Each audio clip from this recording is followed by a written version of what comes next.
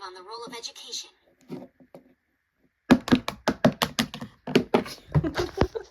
Well, I'm so glad you asked. Comically sized Lightning McQueen. I didn't ask for this. Anyway, functionalists believe society is made up of interdependent parts and value consensus. How does this relate to education? Well, Durkheim believes that education performs two functions: social solidarity and specialist skills. Social solidarity is the idea that people must feel part of a community. Or else they'd pursue their own selfish desires. They see school as a society in miniature, which prepares them for life in wider society. Why do you sound like a knob now? Shut up, comically sized Lightning McQueen. Okay, fine, geez. Anyway, you didn't explain what specialist skills are. Oh, yay. Specialist skills is the idea that education teaches individuals the special skills and knowledge they need to perform their role in the social division of labor. Who to the what now? Basically, education teaches people the important things they need to know in order to do their jobs. Keep in mind that this is different to Parsons' view of education. He thinks it's the ethical socializing agency in modern society. Basically, it's the main form of socialization. He also thinks that school is the bridge between family and wider society. I swear he also came up with this thing called ascribed statuses. You'd be correct. He believes that they're everywhere, in the school, society, and family. For example, in the family, ascribed statuses are fixed by birth. For example, this is expected of you because you are older. This is different to ascribed statuses in society and family, though, as universalistic standards apply. What the Hello Kitty is a universalistic standard? Basically, the idea that the same law applies to everyone in status is largely achieved, not ascribed. Oh. Yeah, this links to Parsons' idea that school and society are based on meritocratic principles, where everyone has equal opportunities which are rewarded through effort and ability. Oh, that's similar to what Davis and Moore say. How do you mean? They say that inequality is necessary to ensure that the most important roles in society are performed by the most talented people. That's right. You're getting it. Does this also link to Parsons' idea of role allocation? Go on. Well, he says that education leads to more job opportunities because it sifts and sorts individuals, so most people are able to gain the highest qualifications, which gives entry to the highest paid jobs. Yes, Slay. These higher paid jobs also give higher rewards for these positions, which encourages competition. This is seen as a good thing as it makes it easier for society to select the most talented individuals. Well, no offense, but I think functionalism is full of crap. Comically sized Lightning McQueen, what on earth are you saying? Hear me out right. Parsons' meritocracy gives off the idea that everyone is able to gain entry to the highest paying jobs and qualifications as long as they work hard, right? Right. Well, that's not realistic, is it? Not everyone can have the same opportunities or achievement. Think about those in lower class backgrounds. Oh, I never really thought of that. Were you perhaps friends with Karl Marx? I have no idea of what you're talking about, haha. Besides, it's not just that. Functionalists imply that pupils just accept whatever they're being taught and don't ever reject the school's values, which is obviously not true. Also, do you really think that the state education system really prepare young people for employment? You make a compelling argument. Maybe we should try another perspective then.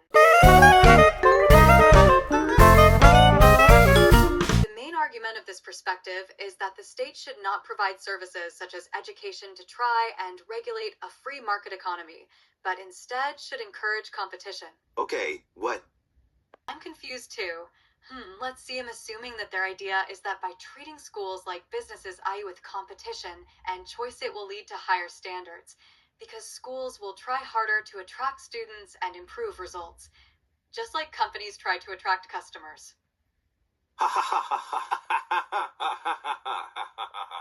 What a bunch of nonsense. I know, right? They favor this thing called the marketization of education, because since the value of education lies in how well it enables the country to compete in the global marketplace, they think that schools should become like businesses, for example, using competition between schools to drive up standards. Huh. Think of it like this. By treating schools like businesses, i.e. with competition and choice, it will lead to higher standards, because schools will try harder to attract students and improve results, just like companies try to attract customers. The new right's main principle is that the state cannot meet people's needs, and that people are best left to meet their own needs through the free market. Okay, and a free market is? The new right basically dick ride this whole free market thing. It's where businesses and services compete freely without too much government control, and they see it as the best way to run society. The new right sure love competition. Wait, now that I think about it, so do functionalists. That's not the only instance where the new right and functionalists agree. They both believe that some people are naturally more talented than others. They also agree that education should socialize pupils into shared values such as competition.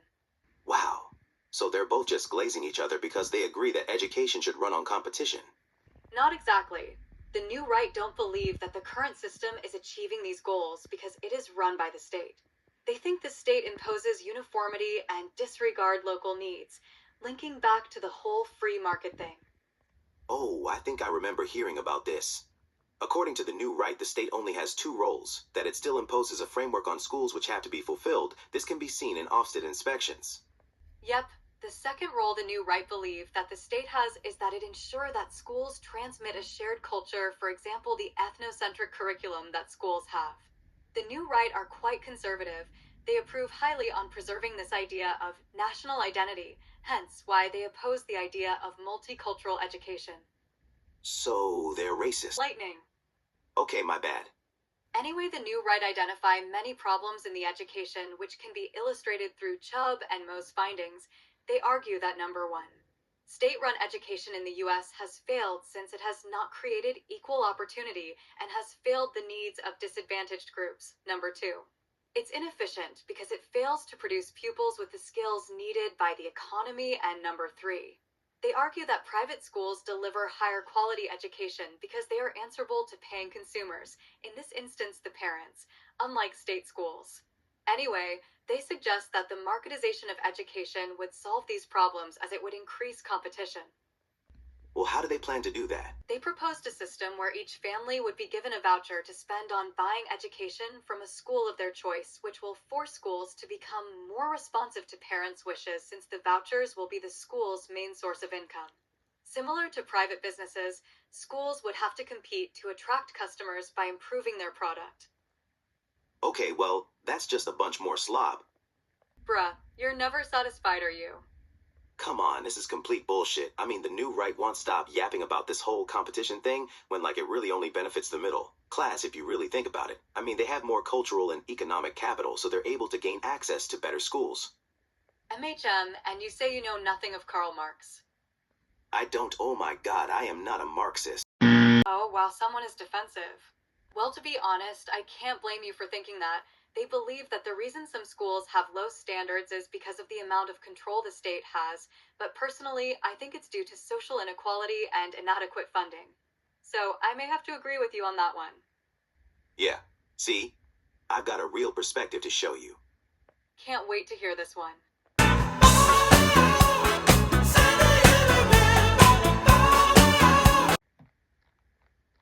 Why am I not surprised? Marxists believe that there are two class divisions. One is the capitalist class, the bourgeoisie, who exploit the working class labor, whilst the other is the proletariat who are forced to sell their labor. This produces class conflict. Okay, and how does this relate to education? They believe the main function of education is to prevent revolution. Whoa, that is like super deep. Yep, this Althusser guy establishes two elements that are used to keep the bourgeoisie in power. In other words, maintain capitalism and prevent revolution. Oh, what are they? The first one is the repressive state apparatus, for example, the police using physical force to repress the working class. And the second is the ideological state apparatus. This maintains the rule of the bourgeoisie by controlling people's ideas, values, and beliefs through things like religion and the media. Doesn't Althusser also go on to say that education has two other functions? One being that it reproduces class inequality by transmitting it from generation to generation, whilst the other being that education legitimates class inequality by producing ideologies that disguise its true cause? Yes, well, in simple terms, Althusser believes that education passes on inequality, and that it justifies these inequalities by essentially manipulating and gaslighting the working class, for example, persuading workers to accept that inequality is inevitable and that they deserve their subordinate positions. Why do they do that, though? Sounds awful. It's because it means the working class are less likely to threaten capitalism, again, preventing the revolution. Oh, you're good. My turn. Bowles and Gin is develop these ideas further.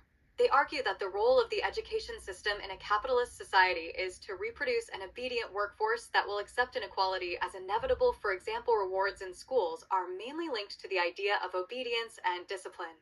They also produced this idea called the correspondence principle, that relationships and structures found in education mirror to those of work like schooling in capitalist societies are hierarchies, for example, that bosses give orders and others obey. This also coincides with this idea called the hidden curriculum. This is the idea that there are lessons learned within school environments that aren't directly taught, for example, acts upon hierarchy and competition, or working for extrinsic awards, which prepares the working class to be exploited workers. You can use Cohen as an example, as he argues that youth training schemes serve capitalism by teaching young workers not genuine job skills, but rather the attitudes and values needed in a subordinate labor force. It lowers their aspirations so that they will accept low-paid work. Yep, this is supported by the idea of the myth of meritocracy, which some argue legitimates class inequality. This one is Bowles's and Gintis's doing again. They say that schools produce ideologies that justify why inequality is fair and natural, and that a main factor in determining one's income is class, not ability, making meritocracy a big fat lie. Oh, okay, calm down. Shut up. Okay, whatever. Bowles and Gin is believed that meritocracy serves the higher classes, making it seem like they succeed in open and fair competitions, and persuades the working class that inequality is fair. They blame poverty on the individual and not capitalism, scumbags. Okay, you're getting a bit too heated. How about we talk about something else? Like what? Like Key Willis and his idea of learning to labor. Oh, I know this one. It's the idea that capitalism can't function without a workforce willing to accept exploitation. Oh my god, drama. And that pupils can actually resist attempts to indoctrinate them, which can be seen in the lads' counterculture. These guys are very anti-school. They find it boring and meaningless, and they flout its rules and values, for example, by smoking or drinking. For the lads, they see these acts of defiance as resisting the school. This counterculture can be linked to the shop floor culture of male manual workers. Both cultures see manual work as superior and intellectual work as inferior.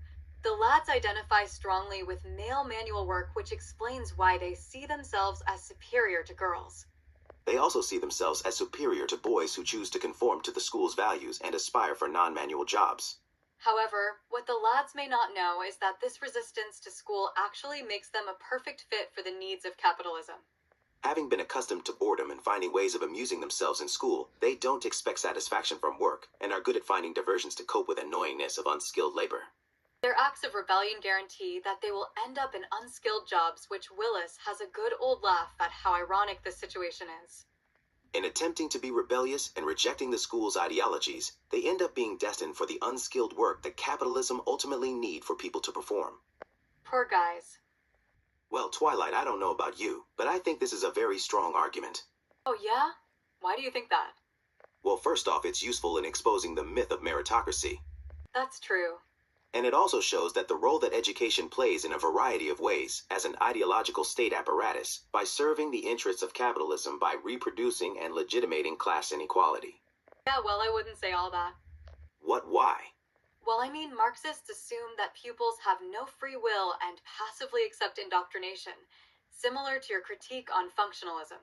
Oh, darn. And Willis kinda romanticizes the whole lads subculture thing. Like, he makes them seem like working class heroes and ignores the fact that these guys have some really sexist attitudes and antisocial behavior.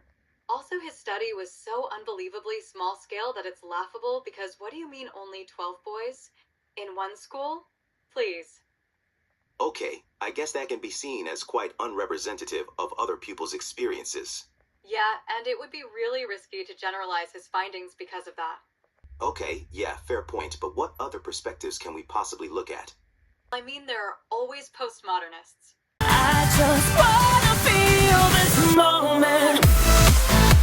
In terms of the Marxist perspective, they argue that education now reproduces diversity, not inequality. How did they even get there? Right, so these postmodernists called Mero and Torres argue that since society is more diverse now, non-class inequalities like gender, ethnicity, and sexuality are equally important. They argue that sociologists must explain how education reproduces and legitimates all form of inequality, not just class. Don't postmodernists come up with this whole Fordism thing? Like the idea that capitalism requires low-skilled workers willing to put up with alienating work on mass production assembly lines. No, you silly Billy. Don't get it confused. Postmodernists think the Marxist view is outdated and Fordism would be more applicable to their views. Postmodernists, on the other hand, think society is now much more diverse and fragmented and take on a post-Fordism view, that society now needs a skilled, adaptable workforce to be able to use advanced technology. Oh, now I understand. What I don't get is why it's called Fordism.